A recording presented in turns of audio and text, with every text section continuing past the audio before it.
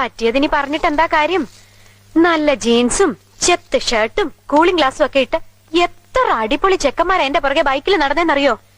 എന്നിട്ട് ഞാൻ വീണതോ ദേ ഹാങ്ങറില് ഷർട്ടും തൂക്കി നടക്കുന്ന സദാനന്ദന്റെ മുന്നില്. അതെന്താടി നീ അങ്ങനെ പറയണേ?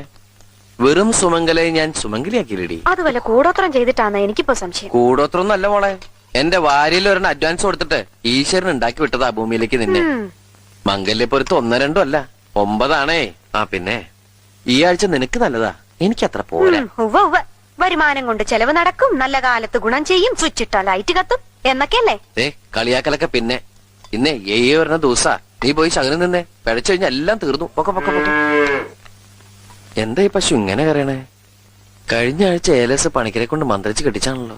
ഈ കരച്ചിൽ ഏലസ് കെട്ടിയിട്ടൊന്നും കാര്യമില്ല. അതെന്താ? അതെന്ത് പറഞ്ഞ കരയണെന്നറിയോ? I love you. അടുത്തതിന് സമയായേ.